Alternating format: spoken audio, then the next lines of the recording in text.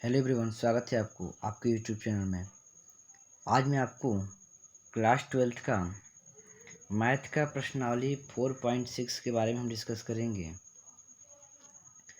4.6 में बोला निर्देश में प्रश्न संख्या 1 से 6 निम्नलिखित प्रश्नों में समीकरण निकायों का संगत अथवा असंगत के रूप में वर्गीकरण कीजिए। ठीक है, संगत और असंगत क्या होता है?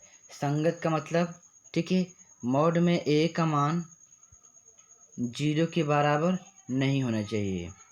मॉड में ए के फिर सुन लीजिए, मॉड में ए का मान 0 के बराबर नहीं हो तब संगत होगा, और असंगत में ये ए मॉड में ए का मान 0 के बराबर होगा। ठीक है, अब इसमें कुछ नोट्स बनाए गए हैं, उसको भी आप लोग बता दे रहे हैं आपको। समीकरण निकाय, सबसे पहले ये जो चीज़ दिया हुआ है इसको हम लोग समीकरण के रूप में लिखेंगे। ए एक्स बराबर बी संगत होगा यदि, संगत होगा यानी इसका मान ए 0 के बराबर नहीं होगा, तथा यदि ए मॉड में ए बराबर 0 हो तब एडजॉइंटेड ऑफ बी होने पर समीकरण निकाय संगत होगा। ठीक है, ये क्या चीज़ दिया हुआ है इसको मैं आगे बताऊंगा। यानी इसको करने का मतलब यही दिया है कि ये ए का मान, ठीक है, ए का मान अगर 0 के बराबर यानी मोड में ए का मान 0 के बराबर नहीं होगा तब ये संगत होगा, तथा अगर यदि 0 के बराबर होता है तब क्या करना पड़ेगा हमको।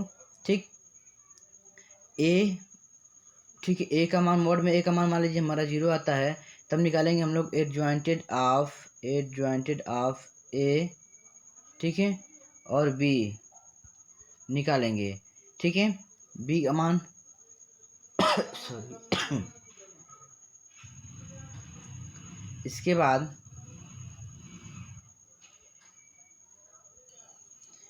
देखिए, इसको सबसे पहले हम लोग क्या करते हैं, इसको सबसे पहले जो समीकरण दिया हुआ हमारा ना, ये जो दिया हुआ हमारा ये चीज़ दिया हुआ है, ध्यान देखिएगा, इसमें 2 दिया है, यानी x प्लस 2y बराबर 2 दिया है, दूसरा दिया है 2x प्लस 3y बराबर 3 दिया है। अब चलिए देखते हैं इसमें कितने समीकरण हैं, 2 समीकरण है। अब देखिए, सबसे पहले लिखेंगे a का मान, सबसे पहले लिख लेंगे a x बराबर b, इसको इस फॉर्म में हमको लिखना ही लिखना है। ठीक है, इसी फॉर्म में इसको हम लोग सॉल्व करेंगे। सबसे पहले a का मान निकालेंगे। ए का मान क्या है, कहाँ से मिलेगा, तो जो यक्स का गुणांक है, यक्स का गुणांक कितना, देखिए यक्स के सामने कितना क्या लिखा है, 1 लिखा है। ठीक है, यक्स के सामने 1 लिखा है, 1 लिख लेंगे। अब इसी में वाई के गुणांक क्या है, तो 2 है, 2 लिख लेंगे। ठीक है, अब आ जाएंगे दूसरे में, हम दूसरे में यक्स का गुणांक कितना दिया है, 2 है, तो 2 लिख लेंगे। ठीक है, 2 है, 2 लिख लेंगे। इसके बाद वाई का गुणांक कितना दिया है, यहाँ पे 3 दिया है, 3 लिख लेंगे। यक्स का ए का मान तुमको प्राप्त हो गया। अब यक्स का मान कैसे प्राप्त होगा, यक्स का मतलब यही होता है कि इस समीकरण में कितने अवयव दिए गए हैं, यानी यक्स वाई जेड जो भी दिया हुआ है उस सारे अवयव को लिखेंगे। देखिए इसमें क्या क्या दिया है, केवल यक्स आया है और केवल वाई आया, यानी यक्स और वाई केवल आया हुआ है। तो यक्स का मान जो हो जाएगा हमारा, यक्स बराबर हो जाएगा हमारा मोड में यक्स और वाई। अगर नीचे यहाँ पर जेड भी आया होता तो यहाँ पर बढ़ाकर हम जेड भी लिख देते हैं, परंतु जेड हमको नहीं लिखना है, इस तरह से हम लोग अवयव लगा देंगे। चलिए, यहाँ तक तुमने कंप्लीट कर लिया। अब इसके बाद देखेंगे हम लोग बी का मान क्या से होगा। हमने क्या कर दिया, ए एक्स निकालने के ए एक्स बराबर बी होता है, ए का मान निकाल दिया, यक्स का मान निकाल दिया, बी का मान कहाँ से मिलेगा, तो बी का मान इसी समीकरण में है जो कि इजकल टू के बाद होता है, जो बराबर के बाद होता है। वो सभी अवयव जो इजकल टू के बाद होते हैं वो क्या है, किसके मान होते हैं, बी के मान होते हैं। ठीक है, अब क्या करेंगे हम लोग, यहाँ तक हो गया, ए का मान निकाल दिए हम लोग। इसके बाद यक्स का मान बता ही दिया आपको। बी का मान क्या है, देखिए बाहर के इधर क्या है, 2 है ना, 2 है और 3 है, 2 और 3 को इसको भी क्या कर देंगे, लिख लेंगे। अब सबसे पहले हम निकालेंगे हम लोग मॉड में ए का मान, चेक करेंगे कि इसका मान 0 तो नहीं आ रहा है, अगर 0 आ रहा है तो क्या है, असंगत है। ठीक है, और 0 नहीं आ रहा है तो संगत है। इसके बाद देखेंगे हम लोग मॉड में ए का मान, मॉड में ए का मान निकालेंगे, यानी मॉड में ए का मान निकालते कैसे निकालते हैं, ठीक है। ये जो चीज़ है इसका मान निकालने के लिए इसका इसमें गुणा करते हैं और इसका इसमें गुणा करते हैं, ठीक है। गुणा करेंगे तो क्या मिलेगा हमको, ये मिल रहा है हमको -1। क्या ये 0 के बराबर है, नहीं है, क्योंकि ठीक है यानी -1 है नॉट इक्वल टू 0, यानी 0 के बराबर नहीं है। अतः ए क्या है, व्युत्क्रमणीय है, ए व्युत्क्रमणीय है, यानी ए इनवर्स क्या है, विद्यमान इसमें है, ए इनवर्स क्या इसमें विद्यमान है। अतः दिया गया समीकरण क्या है, संगत है, ठीक है। पहले बताया हूँ कि अगर 0 आ जाए तो असंगत होगा, ठीक है, अगर 0 ना आए तो क्या हो जाएगा, संगत होगा। अब हम देखेंगे नेक्स्ट क्वेश्चन। नेक्स्ट क्वेश्चन भी सेम उसी प्रकार से है, ठीक है। प्रश्न संख्या 2 में दिया है 2x - y बराबर 5 दिया हुआ है। इसके बाद दिया है x प्लस y बराबर 4 दिया है। तो दिया गया समीकरण क्या हो जाएगा, निकाय के रूप में लिखा जा सकता तो क्या हो जाएगा, ए एक्स बराबर क्या हो जाएगा, बी हो जाएगा, ठीक है। ए का मान दिया हुआ है यहाँ पे, ठीक है, 2 हमारा हो जाएगा, 2 1 -1 और 1 हो जाएगा। यक्स में कितने हैं, इसमें यक्स और वाई आए हैं, तो यक्स का मान क्या कितना हो जाएगा, यक्स और वाई हो जाएगा। बी का मान जानते ही हैं, बी का मान कितना दिया है, 5 और 4, क्योंकि इधर इक्वल टू के बाद वाली संख्या एक होती है, बी का मान होता है। अब मॉड में ए का मान निकालेंगे, देखेंगे 0 के बराबर तो नहीं आ रहा है, देखिए निकालते हैं हम लोग, 2 1 -1 और 1, इसको निकालेंगे तो कितना हमारा मान आया है, 3 आ रहा है, जो कि 0 के बराबर नहीं है। सेम उसी प्रकार से लिख देंगे, ए व्युत्क्रमण अभी है, अतः ए इनवर्स क्या है इसमें विद्यमान है, अतः दिया गया समीकरण क्या है, संगत है। अब हम देखेंगे नेक्स्ट क्वेश्चन।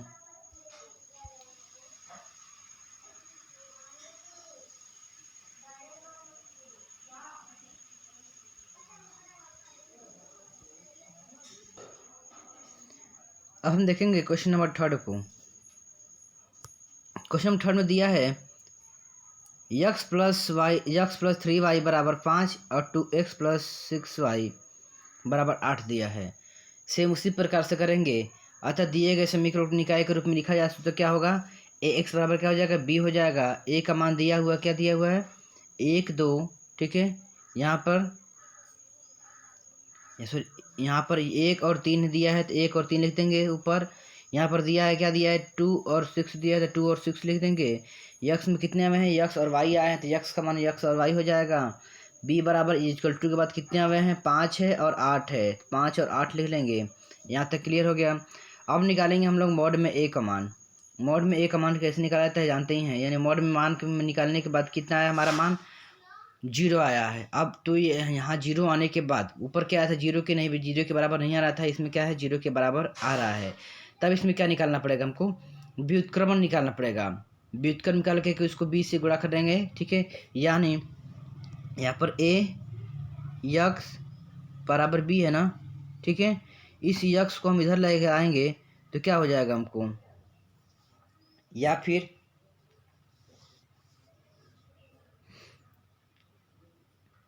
इसको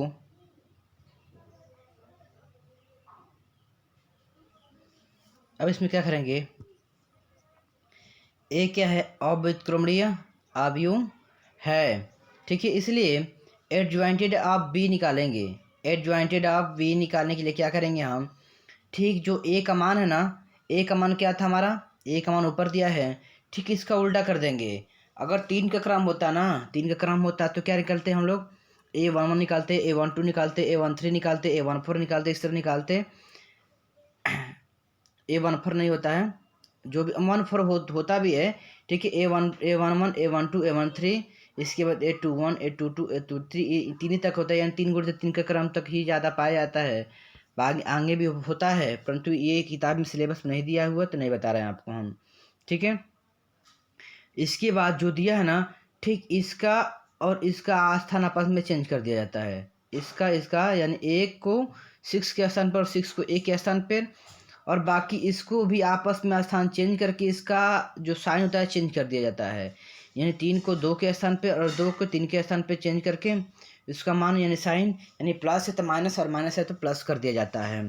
ठीक है, यहाँ तक हमने कर लिया। अब क्या दिया है, ये 5 और 8 का दिया है। 5 और 8 ये हमारा बी का जो मान है। अब ठीक इसमें गुणा, दोनों को गुणा कर देंगे। अब जो भी आएगा वो क्या हो जाएगा, हमारा आंसर हो जाएगा। गुणा करने के बाद देखिए क्या मिला हमको, 6 और -2 जो कि 0 के बराबर नहीं है, अतः क्या है, दिया गया समीकरण निकाय असंगत है। इसके बाद देखेंगे हम लोग क्वेश्चन नंबर 4 देखेंगे हम लोग।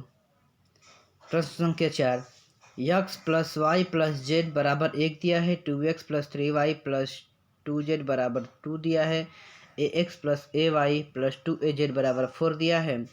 अब पूछ रहा है वही चीज़ संगत और असंगत पूछ रहा है, अतः दिए गए समीकरण का एक रूप में लिखा जा सकता है। तब a का मान क्या क्या है, देखिए a का मान यहाँ पर 1 1 1 लिख दिए, 1 1 1 लिख दिए। फिर उसके बाद 2 3 2 2 3 2 लिख दिए। अब नीचे क्या दिया है, ए और क्या दिया है, ये ए क्या दिया है और 2a दिया है, ए और 2a दिया है, तो लिख दिया हम ए और 2a लिख दिया है। और यक्स का मान देखिए, इसमें 3 गुणांक है, यानी यक्स भी दिया है, वाई भी दिया है, जेड दिया है, तो इसमें क्या हो जाएगा, यक्स वाई और जेड हो जाएगा। अब जो बी का मान है, बी का मान इक्वल टू के बाहर होता है, इक्वल टू यानी बराबर के बाहर जो भी अंक होते हैं वो सब क्या होते हैं, बी के मान होते हैं, यानी 1 2 और 4 हो जाएगा। ये हमारा चीज़ हो जाएगा बी का मान। इसके बाद मॉड में ए का मान निकालेंगे, चेक करेंगे कि 0 तो नहीं आ रहा है। अगर 0 आ रहा है तो क्या हो जाएगा, असंगत है, 0 नहीं आ रहा है तो हमारा संगत हो जाएगा। इसके बाद मॉड में ए का मान निकालेंगे। मॉड में ए का मान निकालने के बाद देखिए मान हमारा क्या आया, हमारा ए आया, जो कि ए के बराबर नहीं है, इसलिए क्या है, ए व्युत्क्रमणीय अवयव है, अतः ए इनवर्स क्या है, विद्यमान है, अतः समीकरण क्या है, संगत है। चलिए हम देखते हैं नेक्स्ट क्वेश्चन, क्वेश्चन नंबर 5। इन सारे क्वेश्चन को आप लोग एक बार अपने से लगाइएगा, बाकी कोई प्रॉब्लम होती है तो आप हमें पूछ सकते हैं।